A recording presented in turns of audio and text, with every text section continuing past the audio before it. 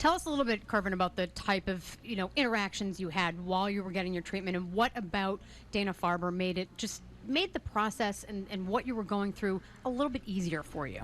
Well, first of all, it's world-class treatment. So there are smarter people than me who designate that, but Dana-Farber, Jimmy Fund are always at the top of the list for research, for treatment, etc. So for the objective things, they're just top class. But in terms of the people, like everyone you meet has a smile. They joke with you. They get to know you. Like I like to make fun of people, Okay. Well, you fit right in with this group. And if you can dish it, you have to be able to take it. And the Jimmy Right. Fund, like just right now, when I walked in, people recognized me. They made jokes with me. Like everyone gets to know you. Like you're not patient number 175. You're Currivan. You're Greg. You're Joe, etc. Yeah. So all of the interactions I had with the Jimmy Fund were great. Like my family likes it. Like even my wife didn't believe it because she had never been to this event when we first got together. So I was telling her like I don't want to say it was hard. Like I'm not gonna act like going through chemo, having the surgeries wasn't difficult. But I look back on my time fondly. Like a lot of the other kids that were going through it, like we stay in touch. We like each other's photos on Instagram, and I fondly remember my time there because of the people there. Yeah, I was going to say. I mean, it seems like from a patient perspective, you have the opportunity. You were a little bit older. How old were you when you were diagnosed? Oh, we're going there. Okay, 20. 20. Well, no, I'm not saying you're. Look at me. I'm 52. I'm old. You're not old. But you get the opportunity to kind of be there for the younger patients while you're there at Dana-Farber as well, which I think is a really, really unique opportunity. It was a very unique opportunity, but for the first time in my life, I'm not going to take too much credit. Like, they were wonderful themselves. Like, a lot of those kids there inspired me, so I can't take too much credit for how they were able to make it through. And you're still playing a lot of hoops? Unfortunately, no. I was forced into retirement. Same. I mean, it was bad coaching. I mean, I feel like just with a better coach, I could have advanced. You just wouldn't have ridden the bench so Yes. long. Coach could have put you in. You know what? I'm with him, actually. I could see the potential. You see, Right? Yeah. Just the way you sit in that chair, I could see how you're moving gracefully. He's an elite runner now, so he's triumphed. And that's most of the game, running. Right, exactly. and you're a big fantasy football guy, I was told. So yes, I also retired because I just couldn't find competition. I've reached out to Woj and some of the other guys at ESPN because I hear they have like a war room league, but they haven't gotten back to me yet. So you got tired of winning is basically what happened? Oh yeah, it's hard winning that much.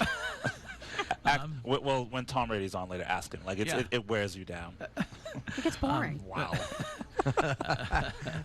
Yeah, I mean, you talk about three-time cancer survivor. No, so let me see. There was the leg. I'm up to 4 now. 4-time cancer survivor, and fantasy football wears you down. I mean, that says how how difficult and how extensive that. Well, there's no Jimmy Fund for fantasy football. I was just going to say the emotional reciprocation that you get, the boost that the Jimmy Fund provides. That they kept your spirits up, but there is no Jimmy Fund for fantasy football. Exactly. Their focus is on cancer, and I can't say I disagree with them. So far, and we're going to get an update on the tote board, but an hour into this, last we checked, $34,161 had been donated, and I've been asking those who you grew up here. You live your whole life here? Yeah. Okay.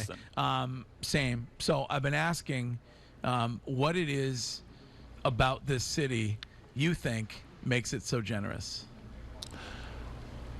Well, that's a good question. I think, well, number one, like Boston itself, like in terms of the rankings, like we just do better for ourselves, like in terms of the average income, education, etc. And then we have a lot of things that connect us. Like for instance, sports connects a lot of people. We have the Red Sox, we have the Patriots, we have the Celtics. There are a lot of things there are some things that divide us, obviously, but there's lots of things in the city that do unite us. And so I think when Boston people are on about Boston things, like people tend to be generous because you can see your neighbor in that, your friend in that, your colleague in that. It's really nice to meet you. I had heard a lot about you going into this, and I don't think that what I was told did you justice because you're inspiring. You're really an inspiring person, and I give you a lot of credit for where you are and what got you here right today. So, thank you very much.